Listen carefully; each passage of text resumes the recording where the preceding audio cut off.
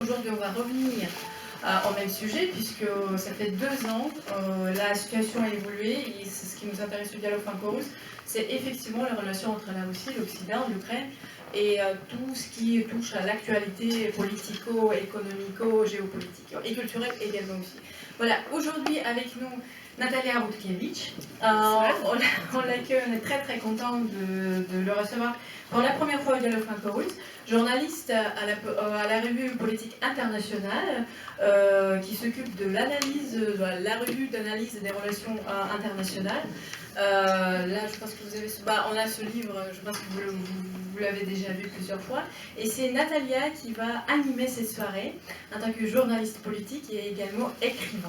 Voilà, donc je passe la parole à Zelkar, à Natalia et à Inna, que vous connaissez aussi peut-être parce que c'est l'interprète de Zelkar Prelepin ce soir et qui nous a vraiment beaucoup aidé il y a 2 ans. Et bon, aujourd'hui, sans elle, on ne pourra pas passer cette soirée.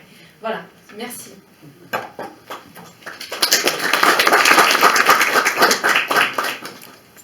Bonsoir à tous, je reprends le flambeau et le micro Irina. Ravie d'animer cette discussion avec Zakhar Prelepin, une personnalité fascinante, étonnante et très controversée, comme vous le savez sans doute, qui suscite en Russie des émotions et des réactions opposées, de l'admiration à l'indignation. Je vais commencer avec des questions relatives à l'actualité politique, parce que beaucoup d'événements importants ont eu lieu récemment, après quoi je passerai la parole à la salle, où il y a sans doute beaucoup d'amateurs d'œuvres littéraires de Zakhar qui ont hâte d'échanger avec lui. Alors, comme cela a été dit lors de la présentation, vous avez toujours été, Zakhar, un citoyen actif, un militant, mais là, récemment, vous avez franchi une étape supplémentaire, parce que le 1er février, vous avez annoncé la création de votre propre parti politique qui s'appelle Pour les vérités. À côté de vous, on y trouve des personnalités très hétérogènes, beaucoup d'anciens combattants du Donbass, mais aussi des personnalités artistiques comme l'acteur Ivan Akhlabyssin, des musiciens connus en Russie, ou l'acteur américain Steven Seagal, dont la présence parmi les patriotes russes peut surprendre. Pourquoi avez-vous décidé de former votre parti politique? Pourquoi aujourd'hui?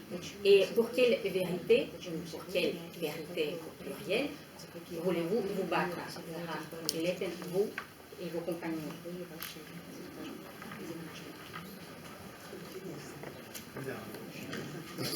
И мне. Да, людское интересно. Здравствуйте.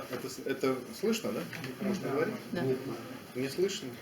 Это слышно. А может, он не нужен вообще? Нет, нужен. Нужен? А как? А что надо сделать? Это Раз, два, три. А вот это как работает, да. Это работает. Это для красоты.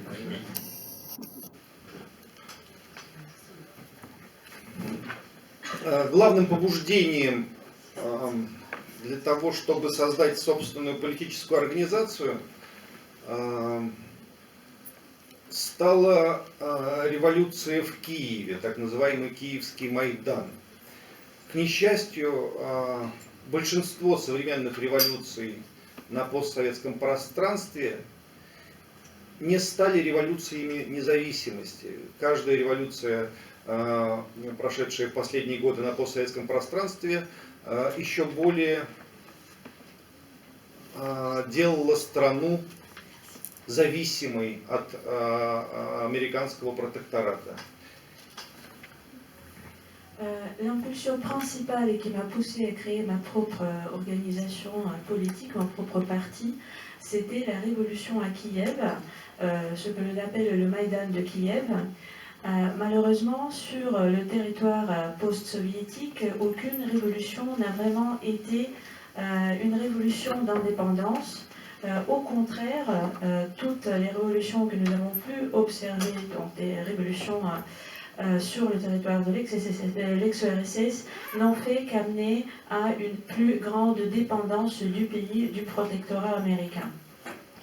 Это одна из главных примет современного мира, когда революция кажется народной, когда собираются правые, левые, анархисты, экологи, кто угодно, собираются и пытаются добиться большего суверенитета для своей страны. Тут же в эту ситуацию вкладываются разнообразные финансовые возможности, интересы американских и прочих западных игроков. И страна не может даже назначить свой кабинет министров, она не может пользоваться экономической безопасностью и суверенитетом. Вот в этом абсурд 21 века, который меня просто ужасает. Et cela devient, on peut dire, traditionnel pour ces révolutions du XXIe siècle. Nous voyons donc un mouvement soi-disant populaire, nous voyons des gens tout à fait hétérogènes du gauche, de droite, des écologistes, etc. se rassembler pour avoir plus de souveraineté. Et tout de suite, donc, cette situation crée des possibilités financières. Elle crée des enjeux pour des joueurs américains, pour des joueurs européens. Et finalement, le pays ne peut même pas créer son propre cabinet de ministres. Et il ne peut pas jouir de sécurité, il ne peut pas jouir de souveraineté. Et ça, c'est quelque chose que je trouve tout à fait étonnant dans ce XXIe siècle. Я ничего не могу и не буду говорить про Францию, это вам решать, насколько велик суверенитет Франции в мире, но глядя на более чем 200 мировых государств, я суверенные государства могу пересчитать по пальцам одной руки, может быть там 2 рук, но не больше. Это тоже один из парадоксов современного мира. Государств становится все больше, но суверенитета не становится больше. Je ne vais rien dire sur la France, c'est à vous de voir si la France jouit d'une grande souveraineté, mais je peux dire que sur 200 États, par exemple, qui existent dans le monde, je peux compter des États réellement indépendants sur les doigts d'une main. Donc c'est la tendance que nous voyons aujourd'hui. Но это вовсе не означает то, что я не хочу повторения в России Майдана и победы в России радикально-либерального сообщества, вовсе не означает, что я являюсь адептом действующей политической и, главное, экономической модели в России, потому что есть огромное количество вещей, которые меня не удовлетворяют, в первую очередь в сфере экономики, в сфере колоссального количества людей, получивших в последние 20 лет сверхдоходы, огромного количества миллионеров, которые становятся все больше и больше, и которые все больше и больше независимы от государства. Mais le fait que je ne soutiens pas le Maïdan, que je ne voudrais pas qu'en Russie viennent au pouvoir des radicaux et des libéraux, ça ne veut pas dire non plus que tout m'arrange dans la situation économique et politique aujourd'hui en Russie, parce qu'il y a des choses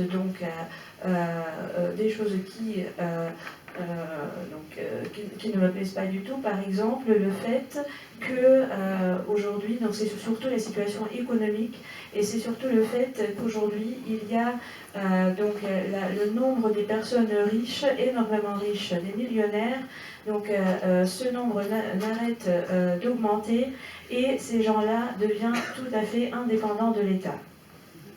Меня иногда спрашивают на Западе, что Россия большая, Россия красивая, но что вы можете предложить? Потому что раньше вы могли предложить коммунистическую модель, до этого могли предложить православную модель. Какую модель может сегодня предложить Россия? Мне кажется, что Россия должна предложить всему миру не свой образец, а просто суверенитет. Россия должна стать одним из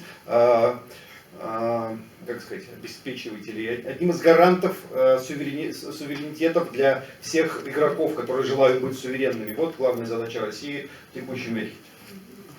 Et aujourd'hui, des étrangers me demandent, la Russie, c'est un grand pays, c'est un très beau pays, mais qu'est-ce que vous pouvez offrir comme modèle? Avant, vous offrez au monde le modèle communiste, avant cela encore le modèle orthodoxe. Quel serait votre modèle pour aujourd'hui? En ce qui me concerne, je crois qu'aujourd'hui, la Russie ne doit plus offrir de modèle, mais elle doit devenir un pays souverain, et elle doit devenir le garant de souveraineté pour tous les pays qui veulent, donc tous les joueurs qui veulent devenir souverains dans le plein sens de ce terme. Je crois que c'est ça aujourd'hui son objectif. Наверное, не буду так долго отвечать, не замолчу. Justement, en parlant des choses, des détails de votre programme, il n'y a pas que la souveraineté qui est contient, mais aussi des choses un peu plus concrètes, des valeurs concrètes. On pourrait les résumer comme l'association du conservatisme social assez prononcé et de l'anticapitalisme, lui aussi très prononcé. Ce n'est pas sans rappeler le national-bolchevisme d'Édouard Limon auquel vous avez appartenu par le passé. Trouvez-vous que les idées de droite et les idées d'extrême gauche peuvent se marier non seulement en théorie, mais aussi en pratique, qu'on peut en faire un projet concret? Et puis, est-ce que, enfin, pour les valeurs de droite, il n'y a pas de problème, il y a une vraie demande sociale pour ce genre de valeurs. Tandis que pour les valeurs d'extrême gauche, est-ce que les Russes sont réceptifs à votre discours très anti-bourgeois? Parce qu'on a l'impression que l'économie du marché a quand même s'est bien implantée en Russie. Comment voyez-vous cette Russie anticapitaliste que vous appelez de vos voeux? Quelles mesures concrètes pourrait-on y prendre? Quelles mesures vous voulez prendre en tant qu'un homme politique, ou presque aujourd'hui? Quelles mesures comme expropriation, comme nationalisation, je ne sais pas, mettre d'autres oligarques en prison? Qu'est-ce que vous envisagez?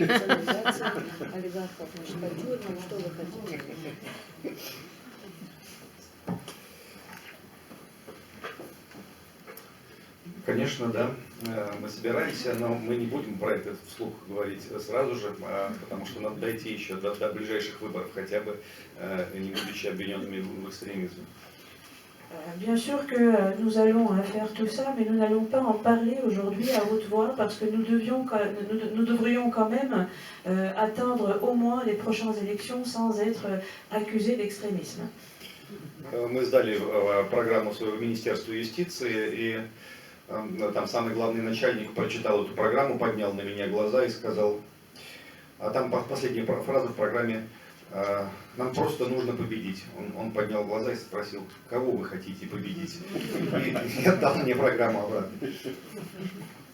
J'ai déposé mon programme au ministère de la Justice et donc le plus grand chef de ce ministère, il a lu le programme, il a lu la dernière phrase et la dernière phrase dit « Nous voulons simplement vaincre ». Il a levé les yeux sur moi, il a dit « Mais vous voulez vaincre qui exactement ?» Il m'a rendu le programme. Это такой был длинный вопрос, что я... C'est-à-dire, il n'a pas été accepté ou quoi? Программу приняли? Мы ее переписали так, чтобы она была бессмысленной, как вот эта дверь, чтобы никто к ней не мог. Как проводить леворадикальные меры? Какие леворадикальные Нет, меры? это был в финале, просто там был... Je traduis juste la question sur le programme, donc nous l'avons réécrit de façon que ce soit aussi plat que cette porte et que personne ne puisse donc dire quoi que ce soit. Конечно же, у россиян, у большинства россиян вполне себе органично сочетаются и левые, и правые, и радикально левые ценности, и более того, даже либеральные ценности, потому что за 20 лет, за 30 лет этих реформ в России россияне стали очень открыты к любой точке зрения. Они готовы ее выслушивать, они готовы ее воспринимать, они не экспрессивны, не взвинчены. Это хороший момент для политической работы. Au fait, effectivement, donc toutes les valeurs de gauche, les valeurs de droite, les valeurs d'extrême gauche et même les valeurs libérales, aujourd'hui se combinent très naturellement dans l'âme des Russes, parce que les Russes sont très ouverts pendant les 20 dernières années, ils ont appris donc à vouloir observer, à vouloir étudier toutes sortes de valeurs. Ils ne sont pas d'ores et déjà énervés, et moi je trouve que c'est très bien. Вот этот вот, как бы, либерализм сознания, он породил очень высокое чувство ответственности за политику. Сейчас я вхожу в состав коллегии по изменению Конституции в России. 75 человек работают над внесением поправок в Конституцию. Вот самая частая поправка, которую предлагают мне мои друзья, читатели, слушатели, зрители социальных сетей, это требование вернуть статью в Конституции о том, что недра основные богатства государства принадлежат гражданам государства, не могут быть приватизированы, не могут принадлежать частным лицам. Это, безусловно, базовая вещь, которой мы будем добиваться, которая необходима. Et donc cette sorte de libéralisme politique, elle a créé aussi une sorte de conscience de responsabilité politique. Aujourd'hui, je fais partie d'un rassemblement qui est appelé à apporter des amendements dans la constitution russe. Et l'un des amendements qu'on me propose régulièrement, donc mes sympathisants, mes lecteurs, les citoyens russes, c'est de ramener à la Constitution l'article qui dit que les gisements, les richesses de Russie appartiennent aux citoyens et ne peuvent être privatisés. Et je crois que c'est effectivement l'une des positions de base et nous allons lutter pour qu'elle soit acceptée. И другая тема, которую я хочу сказать, это тема нашей законодательной власти. Вот когда я был молод, когда только началась демократия в России, врачи, учителя, представители рабочих коллективов могли избираться в городские, областные и государственные думы. Сегодня, я не преувеличиваю, даже городская дума требует, чтобы у тебя был $1 миллион. Если у тебя нет $1 миллиона, ты никогда не изберешься. Место в государственной думе стоит 5, 6, 7 миллионов долларов. Нам принимают законы исключительно долларовые миллионеры. Это абсурдное совершенно состояние, когда страну представляют люди, которые не представляют страну. И, безусловно, перед нами стоит задача введения ценза для людей, сверхбогатых людей, которые не могут попасть в законодательные органы. Более того, в этом вопросе, как ни парадоксально, я даже имею, как сказать, людей внутри Кремля, которые со мной согласны, которым тоже очень сложно работать с супермиллиардерами, они тоже с ними не могут найти общий язык. Поэтому это не настолько умозрительная и невозможная идея, как может показаться, ее можно реализовать. Et donc, un autre point concerne nos pouvoirs législatifs. Quand j'étais jeune, après l'effondrement de l'URSS, donc dans les premières années de la Russie, des médecins, des professeurs, donc des gens représentant toutes les professions pouvaient être élus dans le conseil municipal, pouvaient être élus donc, dans les domaines de région, etc. Alors aujourd'hui, ce n'est plus possible. Aujourd'hui, même pour se faire élire au conseil municipal, au Duma de la ville, il faut au moins $1 million. Et la place dans la Duma d'État coûte donc de 5 à 7 millions de dollars. C'est-à-dire que nous vivons avec des lois qui ont été adoptées par des millionnaires qui ne possèdent pas des millions de roubles, mais des millions de dollars. Et c'est quand même une situation assez absurde que le pays est représenté par les personnes qui justement ne représentent pas ce pays. Et donc, je vais me battre pour introduire des restrictions pour que des personnes qui dépassent un certain niveau de revenus ne puissent plus être élues. Et assez absurde que cela, assez étrange que ça puisse paraître, j'ai même des gens qui pensent autant à l'intérieur du Kremlin pour qui c'est assez difficile de travailler avec les milliardaires.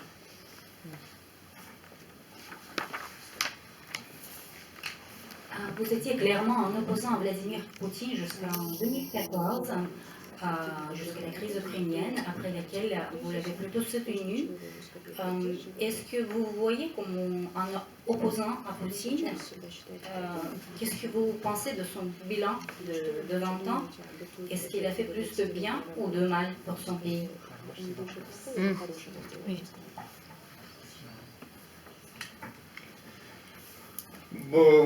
Мне кажется, что президент России, безусловно, историческая личность, и он вызывает у меня интерес, и я пытаюсь понять, что это за человек, до сих пор пытаюсь понять, потому что это очень сложный и изменяющийся человек.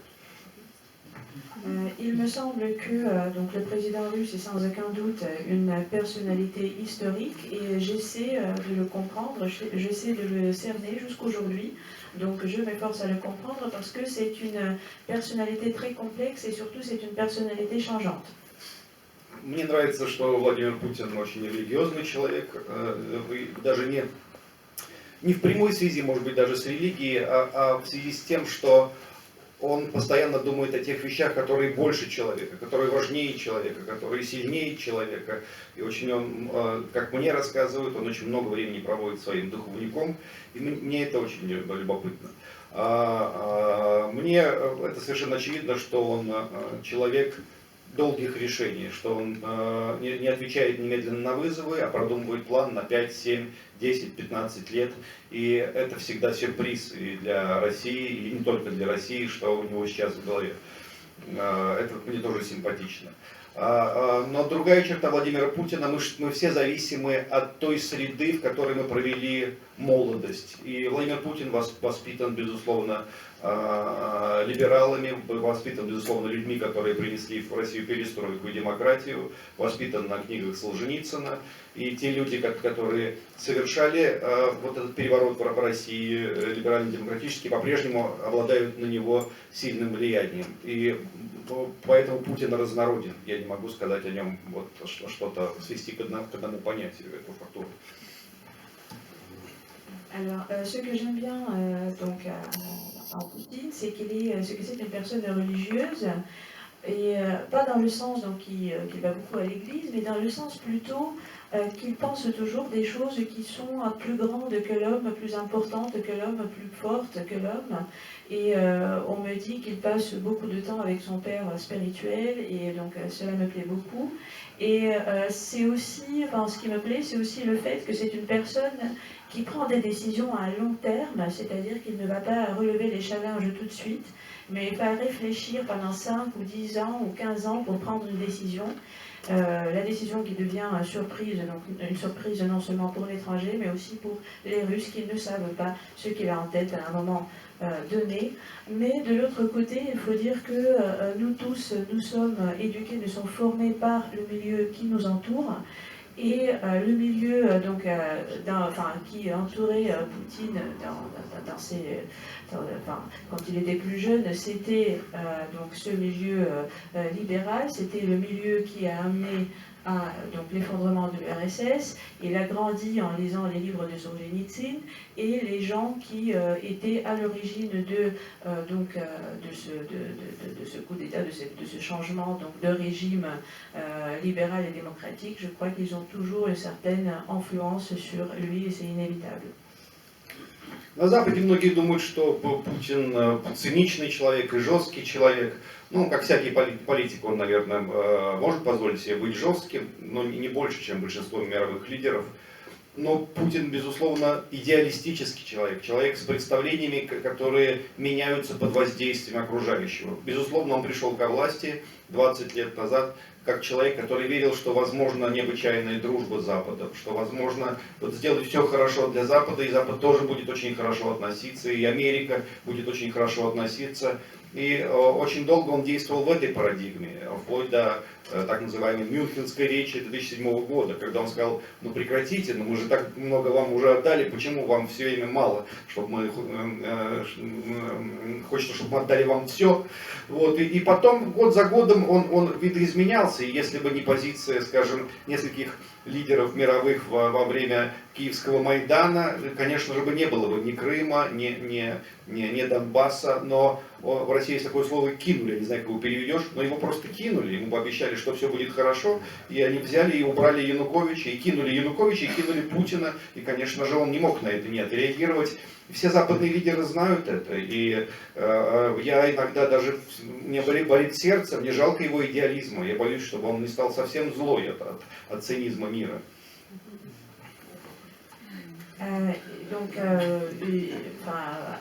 En Europe, à l'Occident, on dit souvent que Poutine est quelqu'un de cynique, quelqu'un de dur. Je crois comme politique, il peut se permettre d'être dur, mais il n'est pas plus dur quand même que la majorité, que plusieurs leaders mondiaux.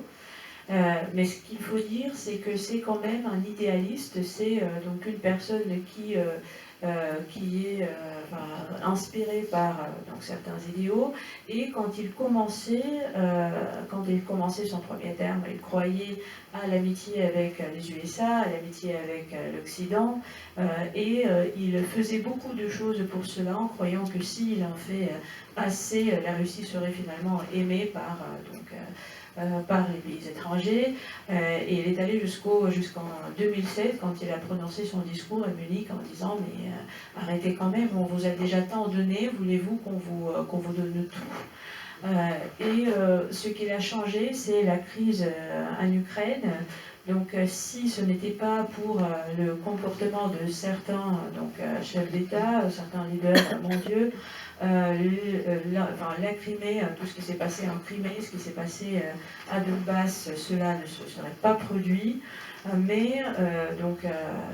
Il a été lâché, il a été trahi par des leaders mondiaux qui ont lâché d'abord Yanukovych et qui l'ont ensuite lâché lui, et les chefs d'État l'Occident ils le savent, et donc depuis son comportement a changé.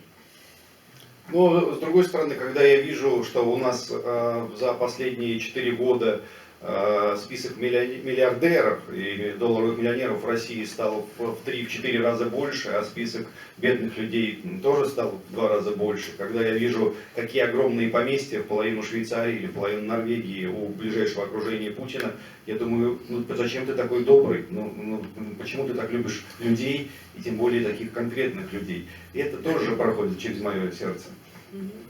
Et donc, quand je voyais quand je voyais Poutine, des fois, ça me faisait mal au cœur. Je me disais que ces comportements des leaders mondiaux, ça allait finir par briser son idéalisme et il deviendrait tout à fait méchant. Mais en même temps, quand je vois grandir la liste des millionnaires, des milliardaires en Russie qui a grandi de 4 fois, et en même temps la quantité des pauvres en Russie qui grandit aussi, quand je vois des manoirs, des châteaux, qui sont assez grands que la moitié de la Suisse ou la moitié de la Norvège, que se construisent les amis de Poutine, je demande, mais alors, pourquoi es-tu aussi bon? Surtout, pourquoi es-tu aussi bon avec certains gens de ton entourage? Et ça me fait mal au cœur aussi.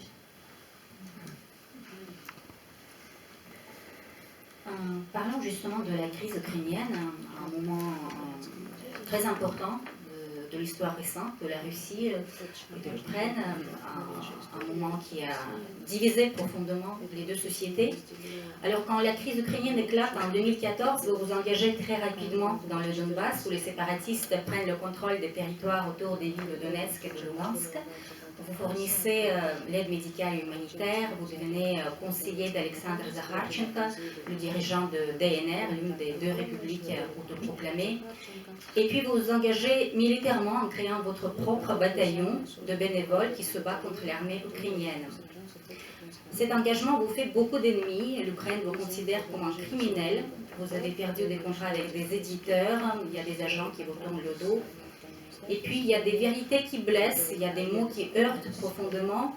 Ainsi, vos aveux très crus sur la brutalité de votre bataillon, mais aussi sur un certain sentiment d'impunité qui semble être le vôtre, qui choque profondément l'opinion publique en Russie, et pas qu'en Russie.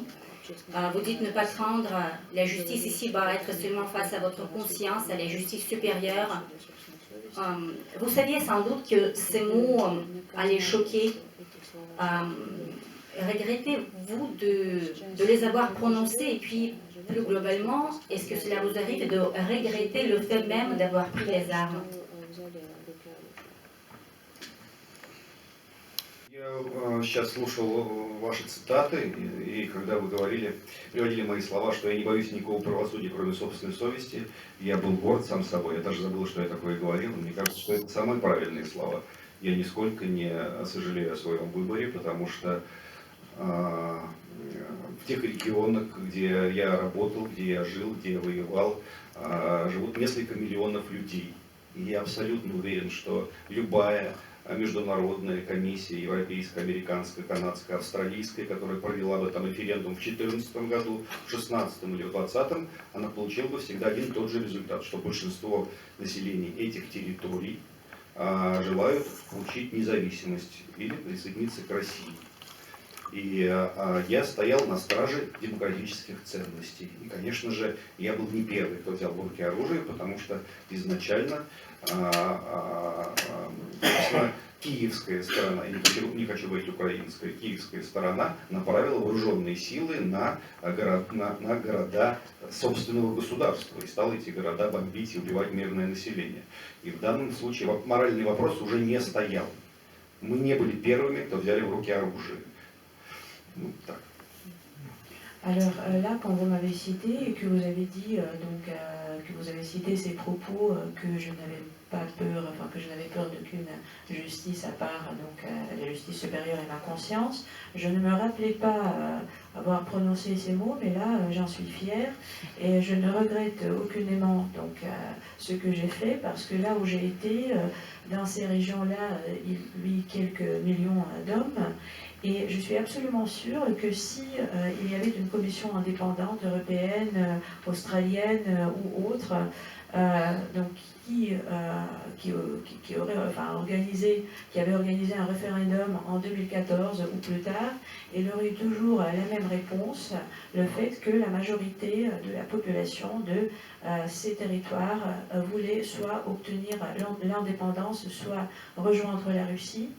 Et je n'étais pas la première personne à prendre les armes, parce que d'abord c'était le côté de Kiev, je ne veux pas dire le côté ukrainien, mais c'était Kiev qui a envoyé des forces armées contre ces villes, qui a commencé à les bombarder, qui a commencé à tuer les civils, et donc à la suite la question morale ne se posait plus, on n'était pas les premiers à prendre les armes. Законы — это то, что придумывают люди, и правосудие — это то, что придумывают люди. И позавчера я нарушал правосудие, а сегодня я участвую в комиссии по изменению Конституции. Я могу принять закон о собственной безопасности, его все должны будут соблюдать в мире. Я пошутил сейчас. Тем не менее, мы живем в ситуации, когда в мире стало на 200 стран больше, чем было после Второй мировой войны, или к началу века, допустим, на 200. Большинство, огромное количество этих стран получили независимость вследствие военных конфликтов. Сегодня в мире идет 42 войны. Надо отдавать себе в этом отчет, потому что ко мне обращаются мои литературные агенты или люди, не принимающие мою позицию, как будто я один на белом свете взял в руки оружие. Мы живем в человечестве, которое создано в результате военных конфликтов. И сегодня эти конфликты продолжаются. И большинство конфликтов инициированы главными мировыми демократиями. Не Захаром Прилепиным, не Владимиром Путиным, не Россией, не Сталиным, а мировыми демократиями. Надо отдавать себе в этом отчет. Il faut dire qu'aujourd'hui, nous vivons dans un monde, qu'aujourd'hui, on compte 200 pays, donc 200 pays de plus qu'on comptait avant la Deuxième Guerre mondiale, ou au moins au début du siècle. Et la majorité de ces pays a été créée, a reçu l'indépendance à la suite d'un conflit armé. Et aujourd'hui, il y a 43 guerres qui se déroulent dans le monde. Et quand mes agents, mes éditeurs me regardent comme si c'était comme si j'étais la seule et la première personne à prendre les armes, j'ai envie de leur dire qu'on vit quand même dans un monde qui a été créé dans une humanité qui a été créée par des conflits armés, que les conflits aujourd'hui continuent et que la majorité de ces conflits a été initiée par les démocraties, les grandes démocraties mondiales.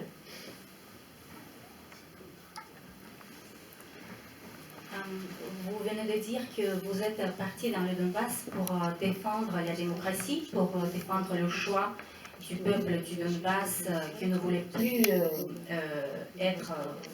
faire partie de l'Ukraine. Or, 20 ans plus tôt, vous avez combattu en Tchétchénie et vous avez combattu contre les indépendantistes, contre les séparatistes tchétchènes. Pourquoi soutenir les aspirations à l'indépendance des uns et refuser l'indépendance aux autres? Et une autre question qui en découle, faut-il toujours être derrière son pays ou plus largement derrière son peuple, quoi qu'il fasse? Ну, это вопрос личного выбора, безусловно, для меня превалируют интересы моего государства и моего народа, и я не вижу никаких причин этого скрывать. Но, тем не менее, ситуации в сравнении Донбасса и Кавказа я вижу некоторую некорректность. Во-первых, потому что когда мы прибыли на территорию Чеченской Республики, на территории Чеченской Республики шла гражданская война, и половина Чеченской Республики поддерживали федералов, федеральный центр, Москву, другая часть ориентировалась на другие силы. И это был уже внутренний конфликт. Во-вторых, безусловно, Донбасс никогда не использовал в своей деятельности террористическую, как сказать, терроризм. То есть Донбасс не взрывал дома в Киеве, не захватывал больницы и детские дома в соседних регионах. Ничего этого не было. Поэтому в моем понимании, безусловно, ополченцы Донбасса или там, сепаратисты Донбасса имеют чуть другие видовые качества, чем те люди, которые воевали на стороне чеченской независимости, скажем так. И в-третьих, безусловно, сегодня любое мировое сообщество может приехать на территорию Чечни и Дагестана, провести там любой референдум, и вы прекрасно увидите, что люди сделали свой выбор и видят свое будущее исключительно в составе России. Более того, на всех последующих военных конфликтах после, собственно, войны в Чечне, на грузинско-абхазском конфликте и, собственно, на Донбасс, когда я приехал, там постоянно находится очень серьезное количество чеченских ополченцев или сепаратистов, которые теперь воюют за максимальное присоединение новых земель к территории России. И с этим тоже надо как-то считаться, понимаете? Видимо, они передумали. Alors, c'est tout d'abord donc la question du choix personnel et effectivement les intérêts de mon peuple, de mon pays pour moi prévalent et je ne vois pas pourquoi je devrais avoir honte de le dire. Et de l'autre côté, il ne me semble pas que ce soit tout à fait correct de comparer donc, le Donbass et la Tchétchénie. Tout d'abord, quand on était venu en Tchétchénie, il se passait sur le territoire, donc sur son territoire, un conflit intérieur. C'était une guerre civile qui commençait, et dans cette guerre, donc la moitié de citoyens soutenaient les forces fédérales, soutenaient le centre fédéral qui se trouvait à Moscou, et l'autre moitié donc soutenait, on va dire, d'autres forces et d'autres intérêts. Et ensuite, donc, il faut dire que quand même les combattants donc, de Donbass n'ont jamais recouru au terrorisme dans leurs actions. Ils n'ont jamais fait exploser des immeubles d'habitation à Kiev. Ils n'ont jamais donc, fait de prise d'otages dans des hôpitaux ou des écoles. Donc je trouve que donc, il y a une différence de qualité, si on peut dire, entre donc, les séparatistes de Donbass et ceux de Tchétchénie. Et donc, troisièmement, si aujourd'hui une commission occidentale vient en Tchétchénie et s'il veut passer un référendum, donc elle va voir que la population tchétchène avait fait son choix, qu'ils ne voient aujourd'hui leur avenir que donc, en lien avec l'avenir russe à l'intérieur de Russie. Et vous pouvez aussi observer que les anciens, donc plusieurs anciens combattants tchétchènes prennent aujourd'hui part au conflit. Donc après cette guerre en Tchétchénie, dans tous les autres conflits, ils prenaient part avec la Russie, avec les Russes, et ils aspirent donc maintenant à élargir le territoire russe. Je crois que ça, il faut aussi le prendre en compte. Вообще, когда я приехал в Донбасс в 2014 году, первый, кого я встретил, это была очень опасная встреча, это были вот, чеченские ополченцы. И они меня тут же задержали, потому что подумали, что я шпион из Украины. И они меня тут же задержали и повели куда-то допрашивать. Но меня узнали военные корреспонденты русские и сказали: о, это Захар Прилепин идет. И они говорят: вы его знаете? Это, да, это, вы его все знают, Захар. о, Захар. И мы с ней подружились, и они оказались отличные ребята, они настоящие бойцы, они очень хорошо воюют, я это знал еще и 20 лет назад. Но я о чем хотел сказать? Вот, у меня двойные стандарты, и мне вот эти чеченцы мне нравятся, а с теми чеченцами мы воевали. Но и у европейской прессы тоже двойные стандарты, потому что те чеченцы, которые воевали против России, они были повстанцы, они были борцы за свободу, а которые воюют за Россию, это уже плохие чеченцы, но это одни и те же чеченцы, понимаете? Je peux dire que donc c'était ma première rencontre quand je suis arrivée au Donbass. J'ai rencontré donc quelques Tchétchènes qui m'ont arrêté sur le champ parce qu'ils me croyaient espion ukrainien. Heureusement, donc des journalistes russes m'ont reconnu et m'ont dit ah bah c'est Zakhar Prilepine, donc vous le connaissez ce Zakhar, oui on le connaît. Et du coup on s'est lié d'amitié avec ces gens-là qui sont de très bons combattants. C'est quelque chose que je savais déjà il y a 20 ans. Mais donc, et je voudrais dire bon j'ai peut-être des doubles standards, j'aime bien ces Tchétchènes aussi, je n'aimais pas ces Tchétchènes-là d'il y a 20 ans, mais les médias donc occidentaux ont également des doubles standards, c'est-à-dire que les Tchétchènes qui combattaient donc contre la Russie, c'était donc des guerriers de la liberté, donc c'était des rebelles, etc. Par contre, les Tchétchènes qui combattent aujourd'hui pour la Russie, ce sont donc de mauvais Tchétchènes, et en fait ce sont les mêmes Tchétchènes.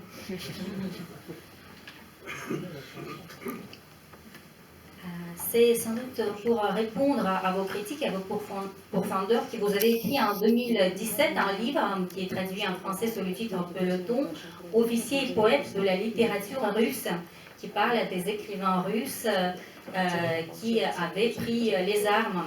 Est-ce que c'est une manière subtile de signifier à tous ceux qui vous ont blâmé pour votre engagement, à Dmitri Bykov, à Victor Pelevin, à Vera Polaskova, etc., que vous leur préférez de loin la compagnie de Tolstoï, Derzhavin, Lermontov, Pouchkine et autres grandes figures du passé littéraire pour lesquelles mourir pour la patrie, mourir pour une cause était un acte noble, sinon un devoir du citoyen, même si Dmitri Bykov vous aurait dit sans doute que les deux époques sont incomparables.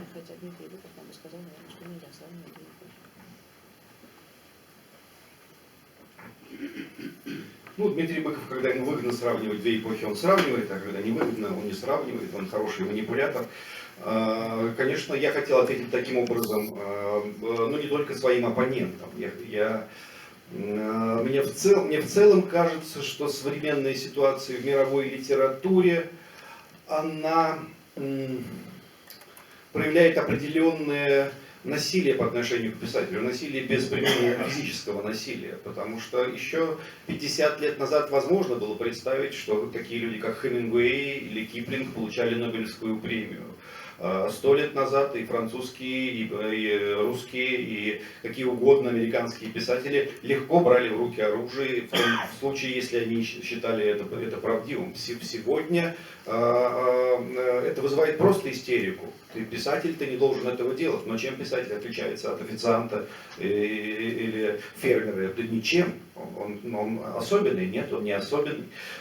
И, конечно же, мы живем в ситуации, когда никакую крупную мировую премию не дадут такому писателю. И писатели стали зависимы от этого. И писатели стали пацифистами, и писатели стали миротворцами. Но они лукавят, когда они говорят за мир, получают премию, но при этом живут в мире, где происходит 42 войны. Они сняли с себя ответственность за это. Мне не кажется это честным.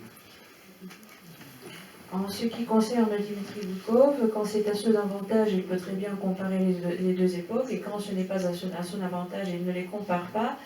C'est un manipulateur.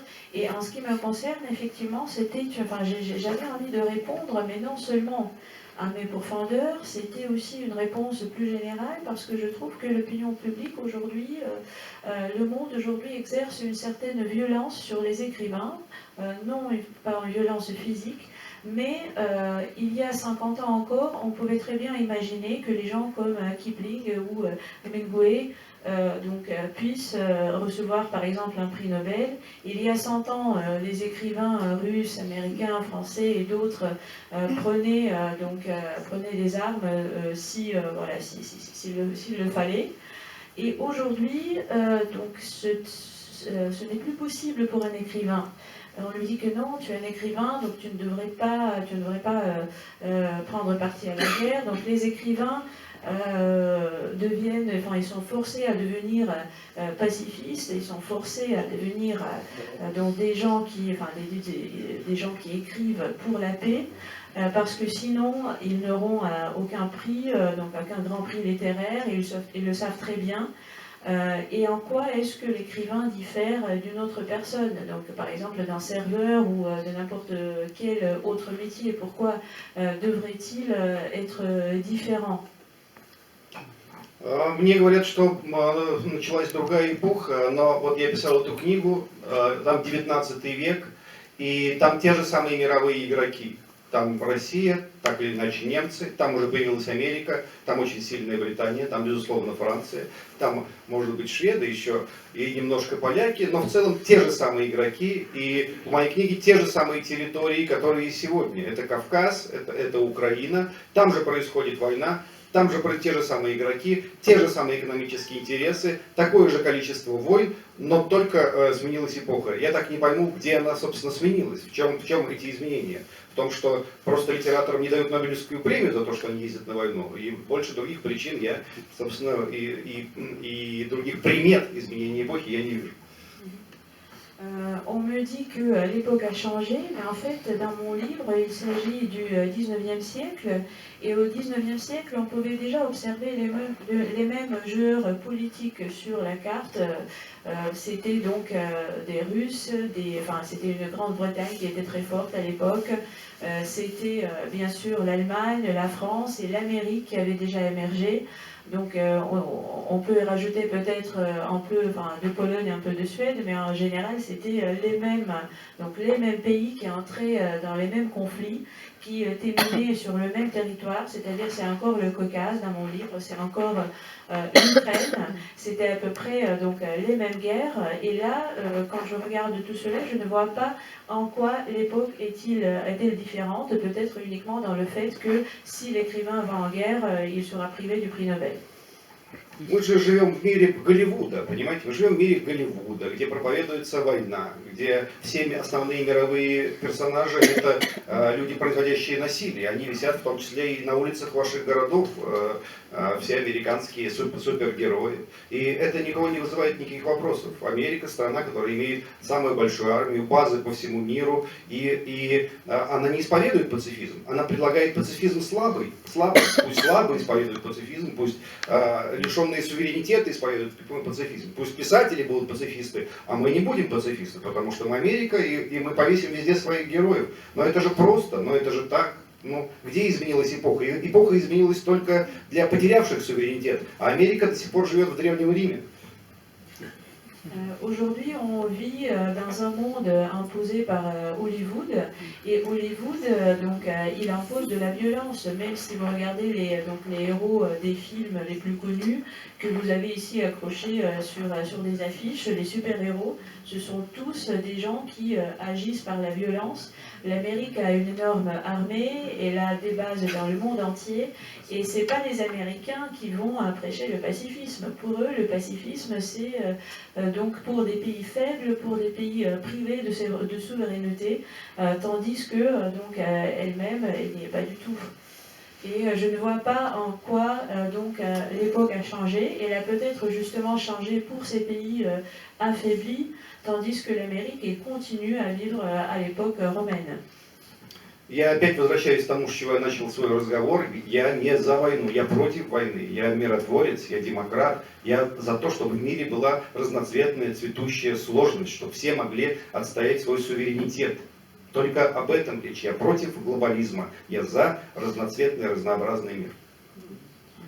Je voudrais dire encore, je ne suis pas pour la guerre, je suis pour la paix, donc je suis pacifiste, mais je voudrais juste que le monde reste hétérogène, reste diversifié et reste multicolore, c'est-à-dire je suis contre le globalisme, je suis pour que chaque pays ait sa propre souveraineté et que le monde reste divers. Alors, je vais vous poser ma dernière question concernant le monde d'hiver et les rapports de la Russie avec l'Occident. Vous critiquez beaucoup vos opposants libéraux pour leur foi naïve, selon vous, en démocratie occidentale. C'est bien fait. Vous dénigrez leurs aspirations à ce que la Russie devienne un pays normal, entre guillemets, un pays de type occidental, avec les mêmes règles politiques, avec l'état de droit, avec les droits individuels comme priorité absolue, avec l'alternance de pouvoir, etc., etc. Pensez-vous vraiment que la Russie diffère tellement de l'Occident et qu'elle ne doit le suivre en rien, et puis que la Russie et l'Occident sont voués à être éternellement en conflit?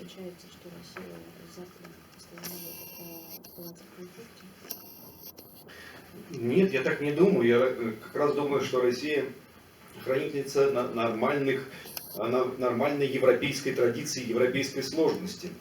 Она работает именно в этом русле, потому что я предлагаю не подражать Западу в том, в чем разочаровались уже огромное количество людей на Западе, ну, позвольте сказать, простых людей на Западе, которые сегодня, скажем, во Франции перестают голосовать за Макрона. Сколько? 2 раза упал его рейтинг, потому что какая часть французов считает, что он представитель не просто богатых, а очень богатых французов. Вот я о таком виде либерализма говорю, что он даже на Западе не нравится. А почему он должен нравиться в России? Потому что мы может быть, понимаем под словом либерализм разные вещи. Я за индивидуальные права, я за свободу человека, но я против того, чтобы финансовые группы управляли нашими обществами. Non, donc pas du tout.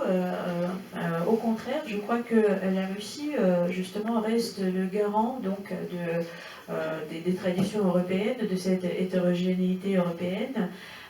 Et je crois qu'il ne faut pas, effectivement, il ne faut pas imiter l'Occident dans, on peut dire, des choses dans lesquelles l'Occident lui-même est aujourd'hui déçu. Par exemple, le peuple européen est déçu comme ces Français qui ne voteront plus Macron.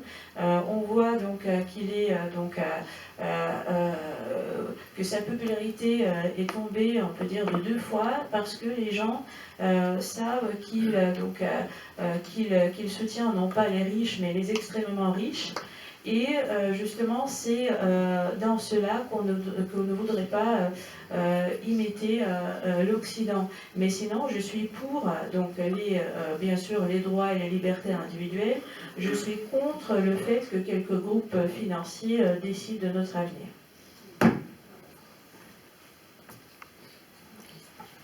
Merci beaucoup pour vos réponses. Je vais donc donner la parole à la salle. Et, il y a beaucoup de questions, je vois. Donc, on va commencer. Je vais donner le micro là, si vous voulez bien commencer. Спасибо большое, Захар, за ваше интересное представление. Вопрос следующий. Есть ли у вас почитатели, обсуждается ли в составе Конституционной комиссии вопрос о возвращении положения об идеологии в нашей стране? И вдогонку сразу вопрос. Ваша новосозданная партия, есть ли хотя бы какие-то косвенные признаки, которые указывают на то, что это не такая же пустышка, которую мы уже много видели под этими же лозунгами?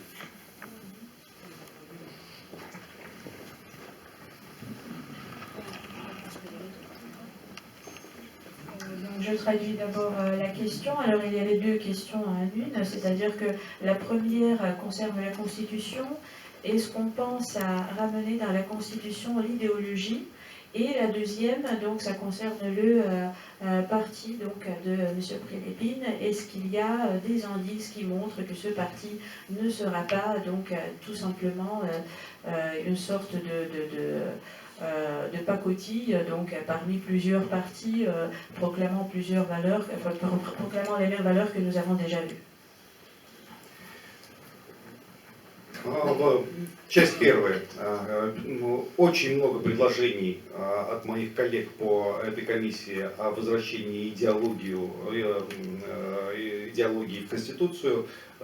Я не за и не против, потому что мне кажется, что нужно сначала каким-то образом договориться внутри России, какой идеологии мы придерживаемся, потому что до сих пор в России сложный вопрос. В России, как мы уже говорили, одновременно левая и правая сторона. И в этом смысле нам сложно будет все свести к одному знаменателю.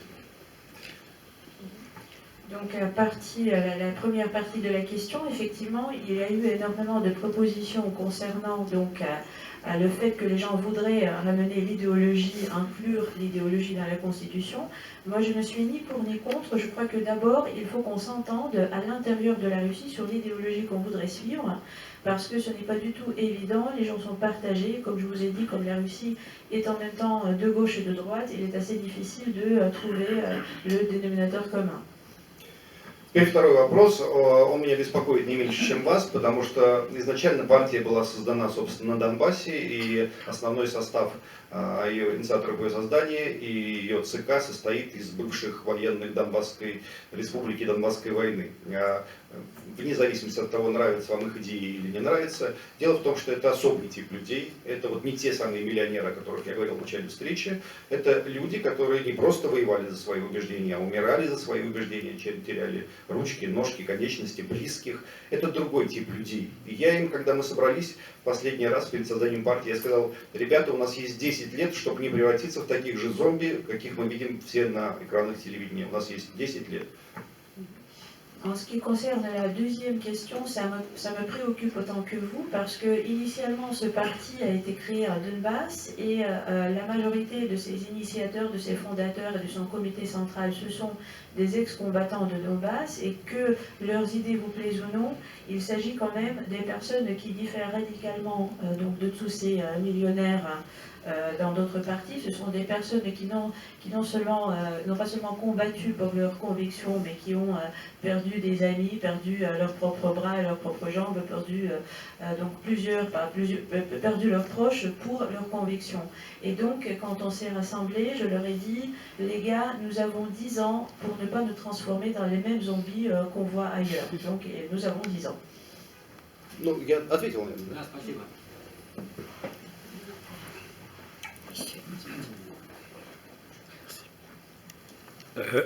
Bonjour Zahar Pouyapin. Je voudrais revenir au moment politique en Russie actuellement. Vous avez donné une intéressante interview à Alexandre Kotz à la Komsomolskaya Pravda début décembre. Et peu de temps après, le 15 janvier, le président Poutine a fait son allocution à l'Assemblée fédérale, où il a annoncé un certain nombre de réformes, et notamment une réforme constitutionnelle qui donne plus de pouvoir au Parlement.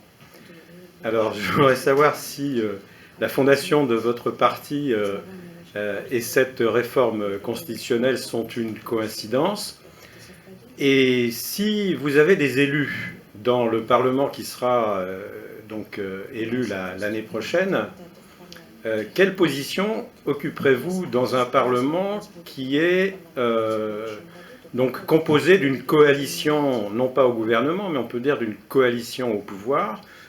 Est-ce que vous allez, je rejoins un peu la question précédente, est-ce que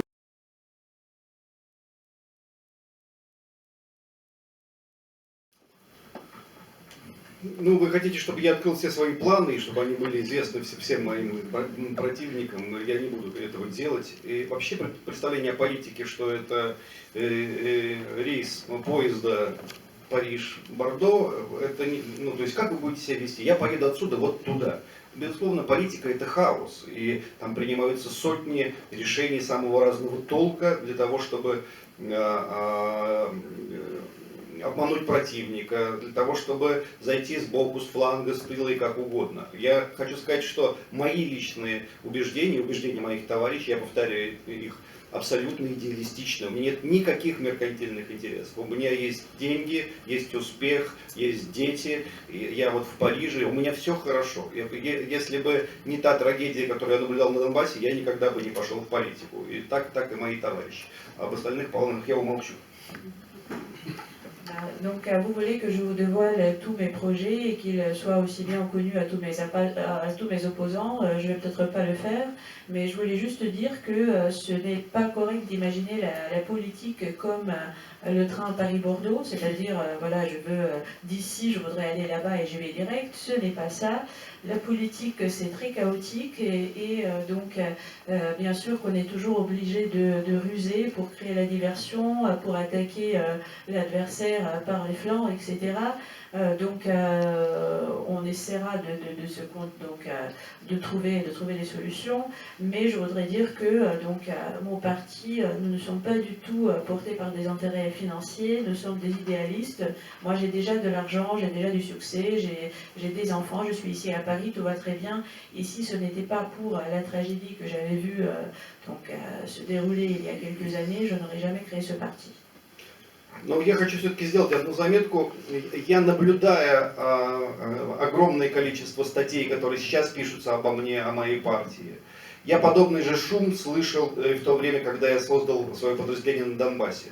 Я вот хочу сказать, что 99% того, что пишут самые известные, самые маститые, самые популярные политологи, это блеф, это фейк. Эти люди не знают ничего. Они не имеют представления ни о каких реальных механизмах тех или иных решений. Я, будучи там на Донбассе, зная, как все происходило, я уверяю, что люди, которые писали обо мне, не знали ничего. Вот сегодня я наблюдаю точно то же самое. И мне это нравится, потому что они пишут, что я агент Путина, что я запасной отряд Путина, что я придуман для того, чтобы с Путиным кого-то там победить. И мне нравится, что у всех это вызывает страх, все начинают бояться. Я-то знаю, что это не так, но то, что всех напугали, мне нравится. И поэтому я молчу и говорю, да, конечно, мы тайный отряд. Je voudrais juste faire une remarque. Quand je regarde les réactions, toute cette multitude d'articles qui est écrit donc sur mon parti, sur moi, je vois les mêmes réactions que j'avais vues suscitées par la création dans mon propre bataillon de volontaires. Et je vois que 99% de ces politologues très renommés, très connus, ne comprennent rien à rien, ils ne savent pas du tout, ils ne comprennent pas les mécanismes de prise de décision, tandis que moi je les comprends. Je savais comment cela se faisait parce que j'étais à l'intérieur, donc je savais comment ça se produisait au Donbass, eux ils ne savaient rien. Et aujourd'hui, je vois qu'ils ne savent toujours pas grand-chose, ce qui m'arrange parce que les gens commencent à avoir peur. On leur dit que je suis un agent de Poutine, que je suis la réserve de Poutine, que j'ai été créé pour, ensemble avec Poutine, vaincre sur quelqu'un. Et donc, moi je sais que ce n'est pas ça, mais donc ça m'arrange que les gens continuent à croire que je suis un agent secret de Poutine. C'est pas ce que je voulais dire. И как только у нас еще нет партии, я уже все рассказал, ее даже не зарегистрировали, но когда был учредительный съезд, мне в тот же вечер позвонило несколько очень богатых людей, несколько очень известных людей, предложили мне ужин, и я понял, что они что-то предполагают, и я внутри хохотал, и даже я сейчас это произношу вслух, и они знают, что они мне позвонили, я про это рассказал, что я хохотал, и они не отменят этот ужин, они все равно его сделают со мной, потому что они будут думать, он такой наглый, потому что у него что-то за ним стоит. Et donc, mon parti n'avait pas encore été créé, mais au moment de l'Assemblée générale, il y a eu, de la première Assemblée générale, il y a eu des... fédérales, pardon. Voilà. L'Assemblée du parti, oui, de création du parti pour M. Prilepine, donc l'Assemblée générale du parti. Voilà, il y a eu des gens très riches, des gens assez influents qui m'ont appelé, qui se sont intéressés à moi, qui m'ont invité à dîner. Et donc, je suis sûre que même maintenant, moi, ça m'a fait beaucoup rire, et je suis sûre que même maintenant, si je vous raconte tout ça, ils vont entendre ces propos, ils sauront que je ris, mais ils ne vont pas annuler ce dîner parce qu'ils présument quelque chose, ils soupçonnent quelque chose. État politique. Можно так сказать. Какую оценку вы даете буквально новому правительству? Et quelle opinion avez-vous de la nouvelle composition du gouvernement russe? Я там не всех знаю, но я знаю нового министра культуры. В России огромный скандал, потому что министр культуры однажды объявила, что она не любит балет, не любит театр, и была сфотографирована в майке Паков, короче. Пошли все. И мне это очень нравится, потому что наконец-то не вот эти квадратные зомби, у которых неизвестно, что на голове, какие салоны и какие стриптизы они посещают, с кем они спят, но они делают вид, что они нормальные люди, что они самые нормальные люди, а что действительно нормальные люди стали приходить в политику, и человек, который может сказать, я не люблю театр, находится внутри культуры. Потому что те наши политики, которые говорят, что они любят театр и литературу, они не были ни там, никогда. Вот это очень симпатично. Я очень приветствую такие кадровые решения. Надеюсь, что все министры будут такие. Я вас не знаю, идите нахуй. Alors, je ne les connais pas tous, mais je connais donc notre nouvelle ministre de la Culture, qui me plaît beaucoup parce qu'il y a eu un énorme scandale donc, quand elle a été nommée, parce qu'à un moment, elle s'était permis de dire qu'elle n'aimait pas le ballet, qu'elle n'aimait pas le théâtre. Et un jour, elle s'est laissée prendre en photo avec un t-shirt qui disait « Je ne vous connais pas, allez vous faire... et je crois que c'est quand même, ça vous rafraîchit beaucoup après tous ces zombies carrés traditionnels qui, eux, on ne sait pas dans quel salon, dans quel striptease ils vont, chez qui ils vont, mais qui s'efforcent de créer l'impression des gens tout à fait normaux. C'est bien quand les gens vraiment normaux commencent à venir en politique et j'espère que le reste des ministres lui rassemblera.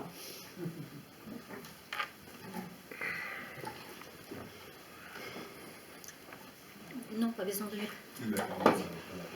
Bonjour, merci d'être venu. Quelle solution pour le Donbass? Quelle serait la meilleure solution pour vous?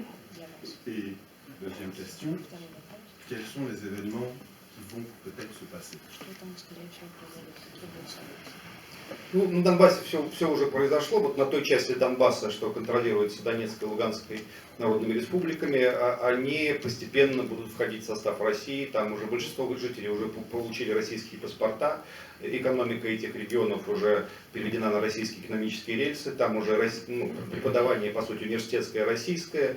Вот, это уже завершенный вопрос и может только интересовать, признает ли когда-нибудь Европа Донбасс и Крым или не признает, но это это уже вторично.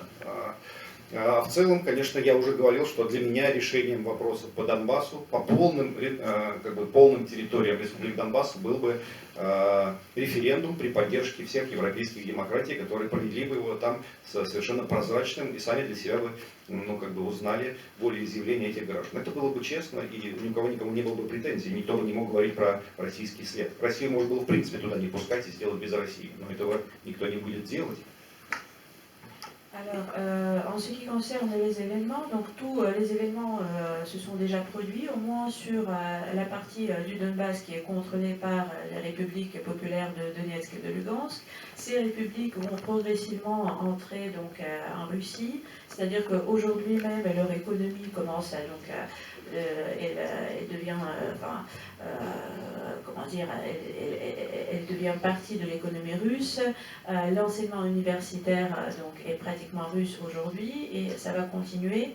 Mais en ce qui concerne, il ne reste qu'à attendre que l'Occident accepte qu'il reconnaisse la Crimée et le Donbass.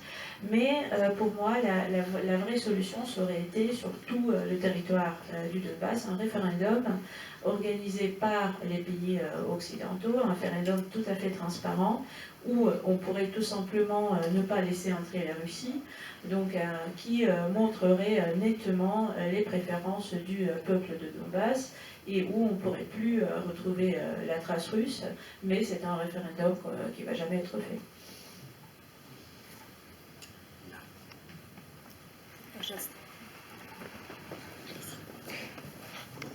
Добрый вечер, Евгений Николаевич.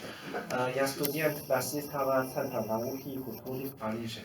Что вы думаете о китайско-российских отношениях высокого уровня сегодня? Спасибо большое. Bonsoir, Евгений Николаевич. Je suis étudiant du Centre Russie pour la science et la culture à Paris. Que pensez-vous des relations sino-russes de haut niveau d'aujourd'hui? Merci beaucoup.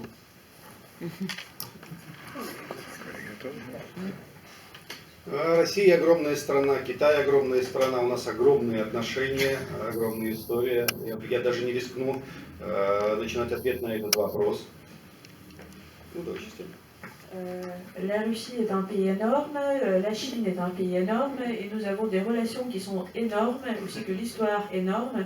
Et je ne risquerai même pas à présent de commencer à répondre à votre question. Проблема в том, что у Путина, как я уже говорил, думает надолго, он думает на 10-15 лет, но Китай думает на 150-200 лет вперед. У нас немножко разные временные традиции. Le problème est dans le fait que, comme j'ai déjà dit, Poutine prend des décisions à long terme, il réfléchit pendant 10 ans ou 15 ans, mais en ce qui concerne la Chine, ça va être plutôt 150 ans ou 200 ans, donc on n'est pas vraiment dans le même cadre temporel. Мне рассказывали мои китайские друзья, что некоторое время назад в Китае Россию называли медленно тонущий корабль. Я надеюсь, что вы передумаете и будете называть Россию медленно всплывающий корабль. В свою очередь, мы знаем, что Китай вечен. Un de mes amis m'a dit un jour qu'en Chine, on appelait la Russie un bateau qui coule lentement. J'espère que depuis ça a changé et que vous allez maintenant appeler la Russie un bateau qui émerge lentement. Et en ce qui nous concerne, nous savons que la Chine est éternelle.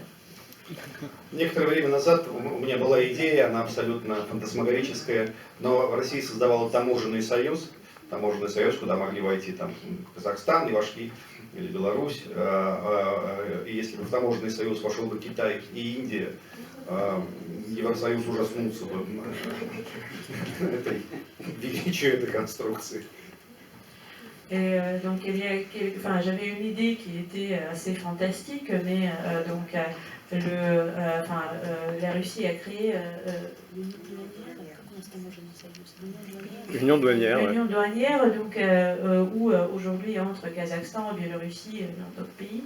Et pour moi, une union douanière qui pourrait contenir aussi la Chine et l'Inde, ça ferait tressaillir l'Union européenne.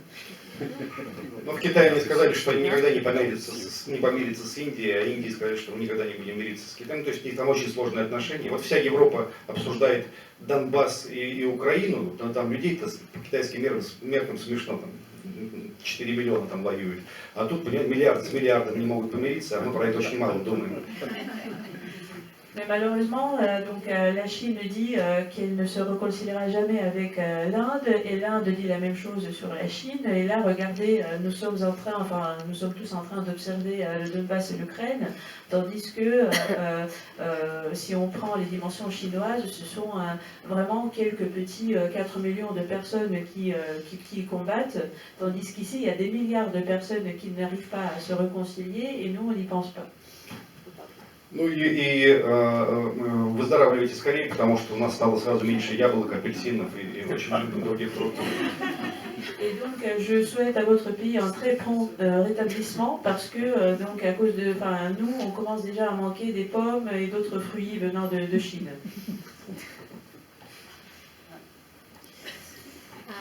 Yalina, on a encore du temps pour combien de questions? D'accord. On a des qui se lèvent là. Non, ça va aller. S'il vous plaît, bonsoir. Vous avez écrit des livres sur les guerres cruelles, Tchétchénie, Donbass, et soudain, officier et poète. Alors peut-on encore faire la guerre avec panache? Merci.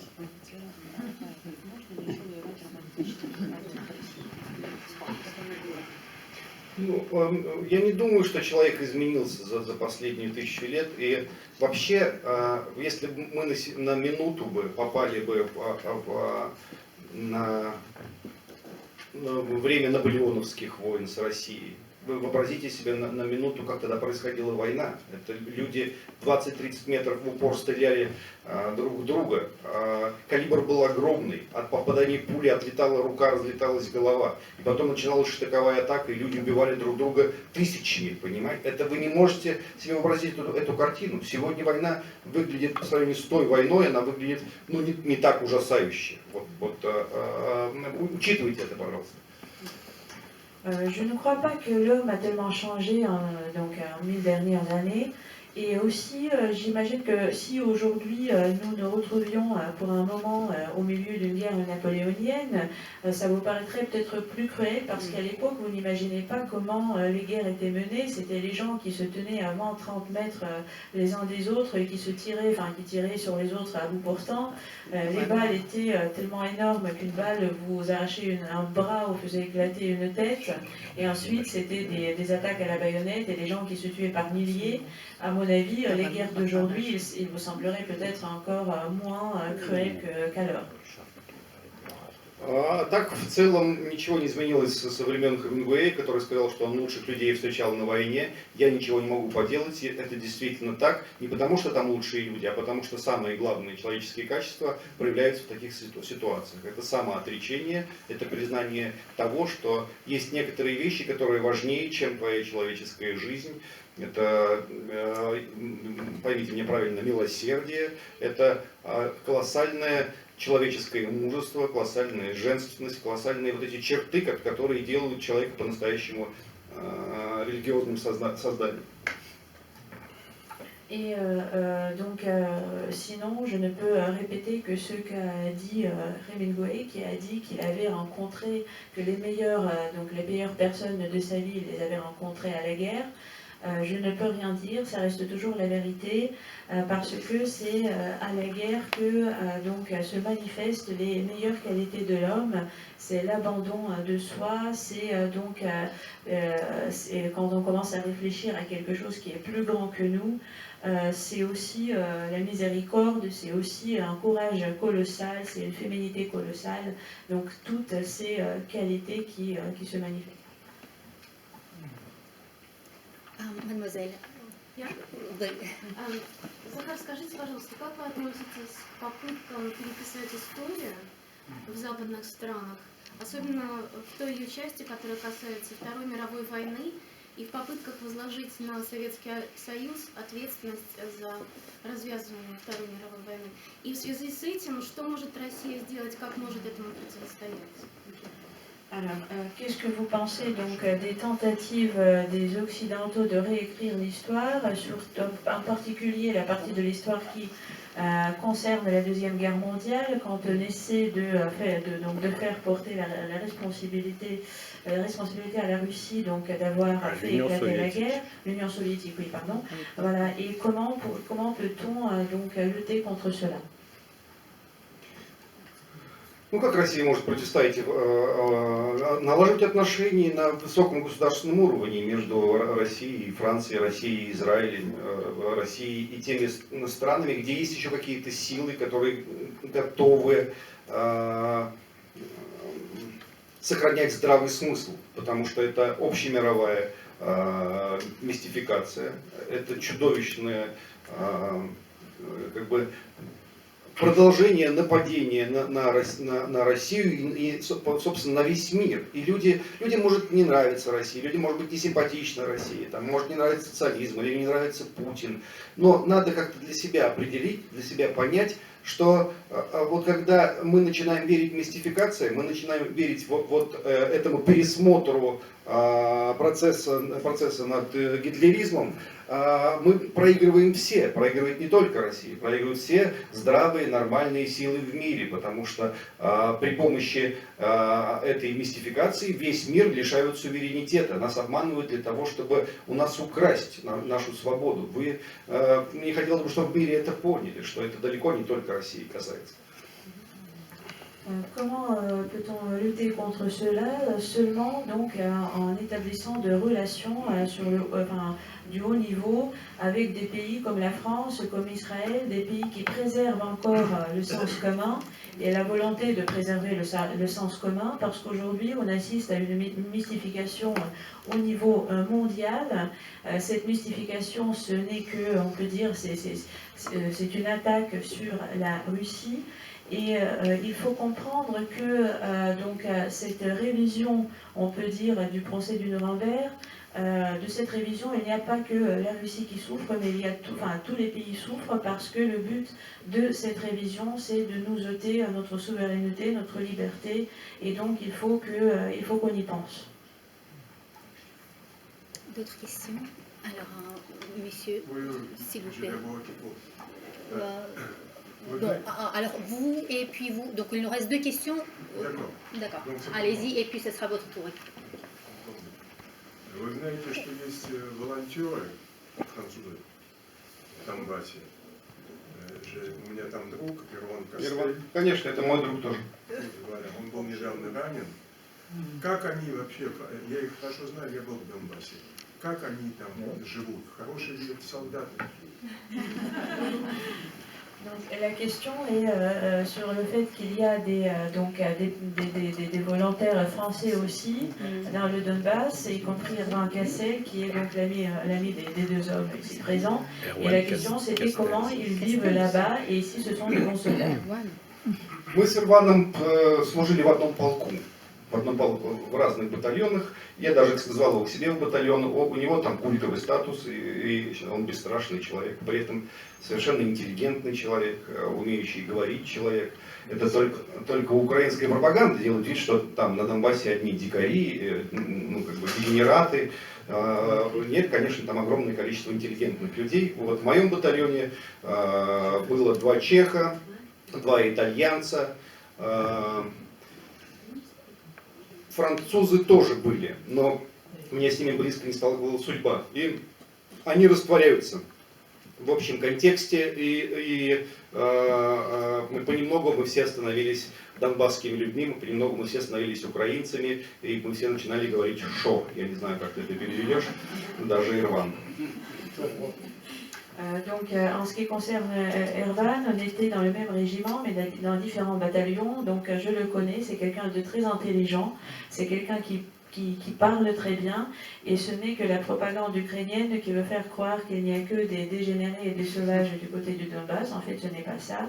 Moi, dans mon bataillon, j'avais donc des Tchèques, des Italiens, des Français aussi, et ils s'intègrent tous, ils se diluent tous dans ce contexte général, et ils deviennent tous des gens du Donbass et ukrainiens, et on commence tous à dire chaud, c'est la version ukrainienne de dire quoi, même Erwan, et a fini par dire chaud. Я забыл, конечно, было очень много сербов, вообще сербов было больше всего. Был один американец, был один англичанин, и было бы очень много людей с Латинской Америки, мне оттуда писали, но им очень дорого лететь, вот, и они просили, чтобы мы их привезли, и они, возможно, не уехали вообще. J'ai oublié de dire qu'il y avait beaucoup de Serbes dans le bataillon. Il y avait un Américain, un Anglais, et il y avait une grande demande des gens de l'Amérique latine, mais pour eux c'était trop cher de se déplacer, et ils nous demandaient de les faire venir. Je crois que si on les faisait venir, ils ne repartiraient jamais. Абсурд ситуации в том, что на Донбасс, равно как и на ту сторону, шли воевать одновременно и правые, и левые. То есть вот к нам приезжали итальянцы, они говорили, мы правые. Я говорю, но с той стороны тоже правые. Они говорят, это неправильные правые, а мы вот правильные правые. И левые тоже приезжают к нам и считают, что здесь левые идеи. Но некоторые левые ехали туда, думали, что там левые идеи, хотя там сразу победили везде олигархи. Я не знаю, как они себя убедили в этом. Вот, и кого только не было либералов, они не ехали ни туда, ни сюда, потому что они иномерны. L'absurdité de la situation, c'est que de 2 côtés, il y avait des gens de gauche et des gens de droite. Donc il y a eu des Italiens dans mon bataillon, et ils disaient, donc nous on est de droite. Mais je leur disais, de l'autre côté, il y a aussi des gens de droite. Ils ont dit non, ça c'est pas la vraie droite c'est nous. Et donc c'était la même pour la gauche, et il y avait des gens qui allaient combattre de l'autre côté en croyant que là-bas ce sont des gens de gauche, tandis que je ne sais pas comment ils auraient pu le croire en sachant que les oligarques ont ont pris le dessus presque illico. Et donc... И у меня тоже. Donc il y avait du tout sauf les libéraux, parce que les libéraux sont pacifistes. Dernière question, s'il vous plaît. Захар, как бы вы сформулировали русскую национальную идею? То есть пока вот мы ее для себя не сформулируем, мы, наверное, так и будем блуждать в потемках. Я думаю, что вот весь сегодняшний вечер мы примерно об этом и говорили, и мое представление о том, что есть наша национальная идея на сегодняшний момент, я тоже о нем сказал. Россия – хранительница традиции, русской национальной традиции, европейской традиции и гарант существования суверенитетов в мире. Вот это та идеология, с которой мы хотя бы сегодня можем работать. Дальше, как только мы начнем говорить, я за Ленина, я за Сталина, я за Николая II, я за Петра I, мы начнем друг друга убивать тоже. Да? Это, лучше туда даже не ходить. Donc la question était comment vous quelle est votre conception de l'idée nationale russe, parce qu'il faut formuler cette idée nationale, sinon on va toujours errer dans l'obscurité. Et donc l'idée, alors la réponse est que nous avons parlé aujourd'hui justement tout le temps de cette idée nationale, et pour moi c'est le fait que la Russie est le garant des traditions nationales russes, des traditions européennes, et le garant de l'existence de la souveraineté dans le monde. Et pour moi, c'est l'idéologie avec laquelle on peut déjà travailler, tandis que si on commence à se prononcer pour Lénine, pour Staline, pour Nicolas II, pour Pierre le Grand, on va commencer à s'entretuer. Я хочу сказать еще одну вещь. Вот эта книга, которая там представлена, книга «Взвод. Офицеры русской литературы», она не только о русской литературе, не только о поэзии. Это головокружительные истории, биографии людей, которых подобным сегодня нет. Сейчас не делают людей, которые могут быть одновременно воинами, поэтами, выступать против царя или за царя, идти на каторгу, из каторги на бал, выпить ведро шампанского, утром проснуться и начать философский диспут. Это потрясающие люди, и так получилось, что я описываю войны начала 19 века, и в основном половина этих персонажей воевала со Францией. Вот, и там огромное количество документов, которых вы никогда не читали. Как воспринимали русские и французских солдат, французских военачальников, как происходили эти сражения. И самое главное, как эти люди, дойдя до Парижа, как они были влюблены в Париж, как тут же они пошли по театрам, знакомиться с режиссерами, ходить по салонам. Вот это все настолько парадоксально и удивительно для меня, и для вас это тоже будет открытие. Et donc je voudrais faire une remarque que ce livre que vous voyez là-bas, le livre Officiers et poètes de la littérature russe, il ne parle pas seulement des officiers russes, donc il contient des histoires vertigineuses, des biographies vertigineuses des gens dont on ne fait plus aujourd'hui, donc il n'y a pas de leur pareil, enfin, on ne trouve plus aujourd'hui des gens qui peuvent en même temps être poètes et guerriers, qui peuvent être pour le tsar, contre le tsar, aller en prison, en bagne, revenir et aller au bal. Donc ce sont des gens tout à fait particuliers, et comme le livre est consacré aux guerres du 19e siècle, la moitié des guerres c'était contre les Français, et donc vous trouverez plusieurs documents que vous n'avez que vous n'avez jamais lus encore, et qui parlent des perceptions des chefs de guerre français, qui racontent comment, en arrivant à Paris, ils se sont tout de suite épris de Paris, ils sont allés au théâtre, etc. Et donc c'est ça qui est très intéressant. Donc, je pense que c'était une question parfaite pour clore cette discussion passionnante. Je vais peut-être laisser le mot à Irina qui a organisé tout ça. Et je remercie tout le monde, je remercie Zahar. Merci beaucoup. Merci